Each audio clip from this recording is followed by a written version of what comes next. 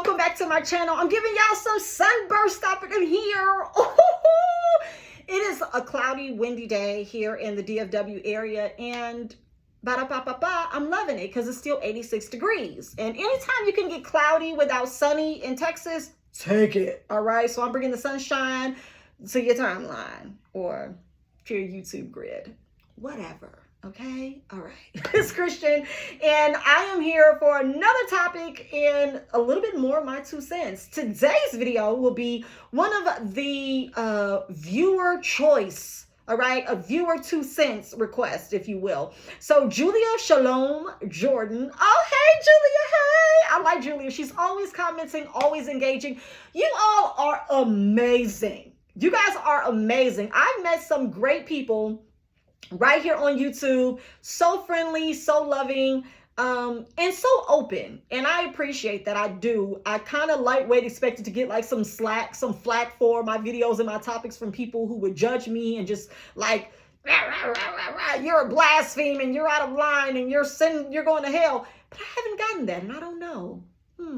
Maybe I'm manifesting great people who understand and want to learn more, right? So I appreciate you guys for just loving the content, for engaging with it, and just authentically like sharing your perspective and your experiences too, because it matters. And that's why I always open each video with 3 points that matter for each and every one of us while we're talking here. Number 1, you are not alone. Number 2, you are not crazy. And number 3, God still loves you. If you remember that, you can't go wrong while we're singing this song. It goes a little bit like this.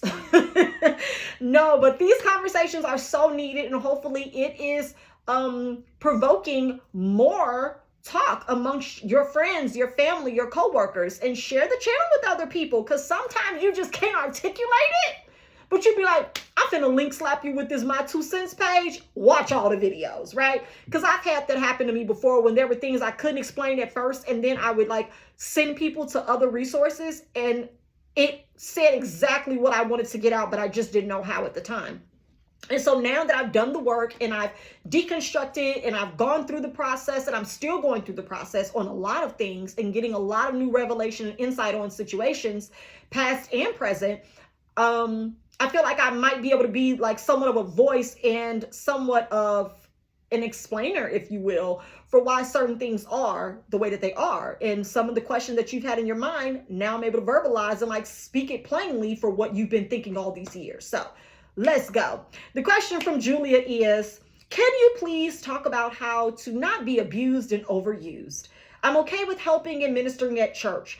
My mom had no boundaries, and I believe this is deeply ingrained in my subconscious. Crying face emojis.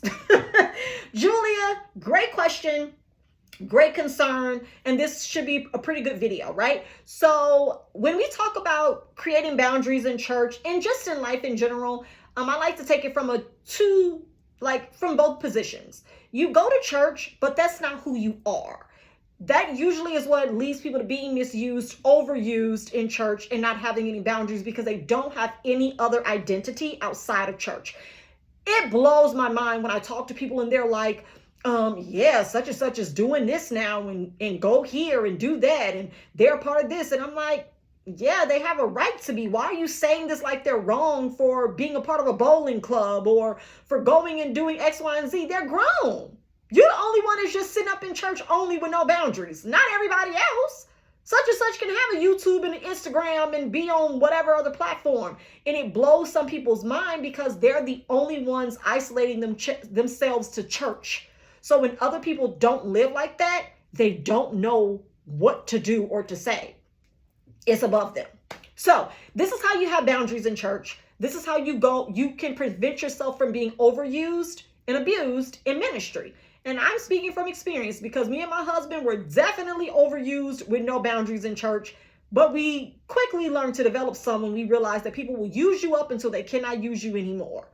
And that leads to church burnout. And ain't nobody got time for that, because then you leave like me. Okay? All right. Number 1, always consider how it makes you feel. Do not negate or throw away your own feelings on anything. If you don't feel good about it, don't do it. If you have to ruin plans, end this, move things around to do certain things at church or for people from church, don't do it. Don't do it. It's really easy. You're still a human with your own schedule, your own life, and your own feelings. If you don't feel good about it, do not do it. If it inconveniences you, do not do it. Do not let people make you feel like if you're not willing to sacrifice your time or your resources for them, you're doing something against God. That's manipulation and control, and that is wrong, my friends. If you're at work and they offer you overtime, what do you say if you don't want to do it? No. Okay, that's what I thought. Harafe said no, and that's what I'm going with. You don't have to do anything you don't want to do. Church is somewhere you choose to worship. It's not somewhere you have to be. Next up, know your strengths and your weaknesses. So usually what happens in church, as with any organization or any group setting, people that are very discerning, like myself, I can tell what certain people's shortcomings are based off of how they talk about themselves or their confidence or lack thereof, self-wise. You can see, and this is how people in ministry and leadership usually prey on people that have no boundaries, because they lack some kind of self-awareness and self-confidence, and they use that to their advantage. So if you don't know your own strengths and weaknesses, someone else will use your weaknesses in order to get what they want. They will use their strength, which is usually being assertive, aggressive, right? Dominating, direct. You're not those things. They notice that, so they feed on that, and they come for you. So can you do this? Can you run this by here for me? Can you go pick this up? Can you bring me this? Right? Can you be here tonight to open the church? Can you be here for prayer? Can you lead this? Can you drop them off? Can you take this there? Can you pay for this? Know your strengths and weaknesses. Therefore, no one can target you because of them. The thing about organizations that for church, the thing about church that I don't like is that instead of them using people's abilities and their strengths to strengthen the body, they prey on their weaknesses. As I just explained, don't let that be you. If you know that you're not a direct, assertive person, you're more of a backseat individual, then don't let people who are the opposite of you use you for that. Instead, if you are a laid back, kind, soft-spoken person, they should say you would be great for the greeters because you would make people feel welcome, right? You would be great for being a nursery attendant because you're soft and gentle and laid back. You would be great for the person that calls and check up on people because after they visited, you can just see if they need anything, right? Why not use people's strengths to better the ministry instead of preying on their weaknesses? That's the question you have to ask yourself, because a lot of times people are picked out just for that purpose, to be a sucker. All right. And I'm not talking about a Charms lollipop. Next, be discerning and follow your intuition. If something doesn't feel right, if you feel like you are being taken over or people are literally preying on you, do not ignore that. Do not discard those feelings. Do not feel as if though you're wrong for feeling like that. No, I'm a servant in the kingdom. I can't tell them no. I can't tell pastor no. I can't tell first lady no. Yes, you can. You want to know why? Because they would tell you no. Yes, they would. That's actually one of my points further down. So now I can skip it and move it up now. Say no. It's okay. Boundaries are necessary in every area of life. If you do not exhibit them and show them and have them, your boundaries, other people will set boundaries for you if you don't have boundaries for yourself. I know this to be true. There are people I know who go to churches where they're not allowed to speak to certain people, touch certain people's kids, the pastor's children. Let me just put it out there. I don't care.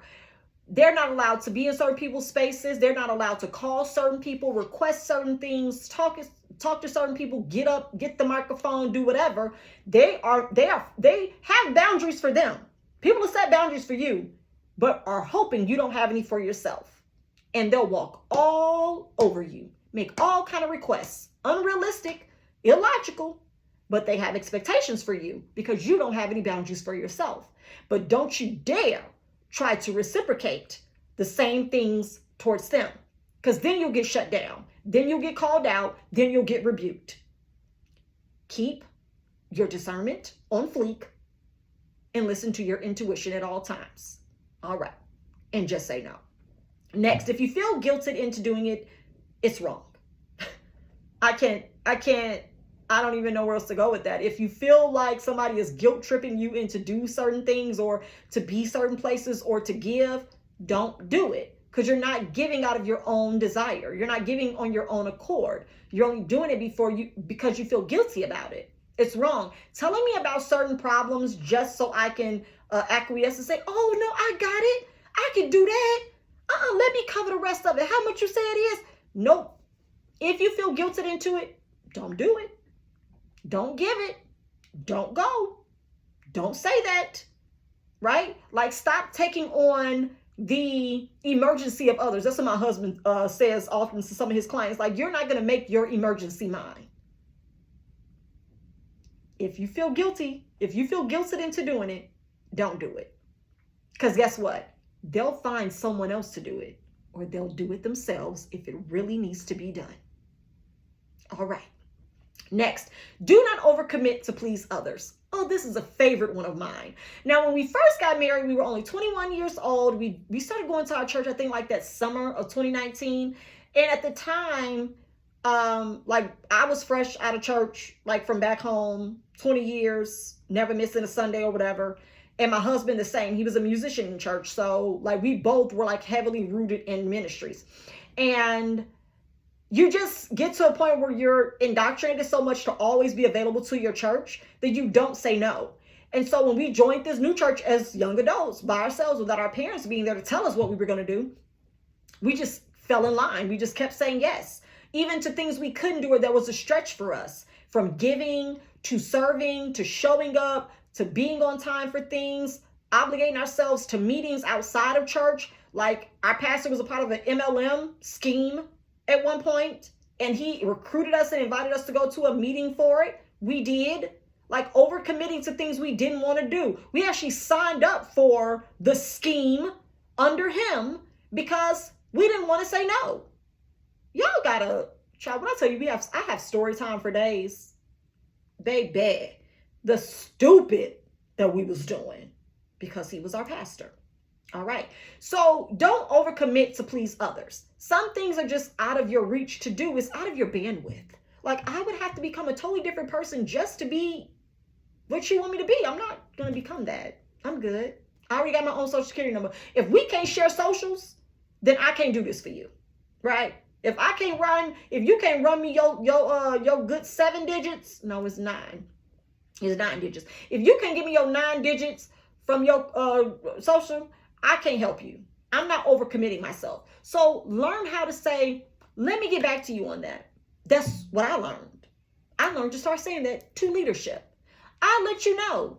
I'll call you later on today and tell you if I can or if I can't. They can't be mad at that. And even if they are, who cares? You're an adult. You don't have to say yes to everything. It's not a sin to say no. Okay. Next up, keep church and your personal life separate. You would do well to take this advice. All right, case in point. I'm like this with business. I do not talk about my business on my personal social media and vice versa. If I do talk about anything personal on my business account, it does relate to the brand overall, family, being a mother, whatever. It plays into that role. But just to be voicing my opinions on my business page is unprofessional, and you keep the two separate. And then the same on my personal page, to consistently talk about my business on my personal page to people who may or may not be my target audience, my demographic, or my ideal customer is senseless. It doesn't make sense. You're just wasting your time for people who don't respect you, don't want to hear about it, and probably don't plan to support. So keep them separate. Same thing at church. Your church life is church. Your personal life is personal. There are things that just should not be intermingled because it will not serve you, it will not benefit you, and you actually start giving people access to things that they shouldn't have. If you go to church, again, that's where you choose to worship. That's not who you are in all that you do. So you cannot expect everybody at church to understand you and what you do outside of church. You cannot tell everybody at church your personal business because they don't have your best interests at heart in that area, arena, or, whatever. And you do yourself a disservice when people don't want to understand you. There are some people that are okay with you at church, and then if they get a glimpse of your personal life, baby, it'd be too much for them to swallow. They just can't take it. They can't. I don't even lead in telling people about what I do or what I've done in the past or who I am or whatever, because I just don't want the problems. Same thing at church. Sometimes you just have to go and go back home. You don't have to intermingle the two. You don't have to tell people about your family life, your parents, what they did. The more information that people get at church, usually they use it against you, right? Some of us have heard messages about our lives. Don't believe me? You should. I've seen it happen to friends where they've confided in a pastor, and then the pastor gets up and in some way, shape, form, or fashion starts preaching on that topic all of a sudden and talking about families who are broken and da-da-da, your mama don't like you and da-da-da-da, this and this, and this why you out here hurting people now, and this why you can't keep friends and you can't keep a man because of this and that. Say, what now? Did? They'll do that. You'll hear people start preaching at you, about you, from what you've shared. Keep personal and church separate. It'll do you some justice in the future. Trust me, I know. Lastly, don't lose yourself. So the way that you keep from being overused and abused in church is to not lose who you are at the core. Keep doing the things that make you happy. If that's giving to people, if that's going to the movies, if that's bowling, if that's cruising, right? If you like to go on cruises or vacations, don't lose those elements of who you are, because that's at the core, that's what those people would actually end up being able to benefit from. There's so many people in church who don't know who they're sitting next to, and they've been sitting next to people for 30 years. They've been going to church with people for 20 years, and they don't even know who they are, because those people have become almost a shell in order to exist in ministry.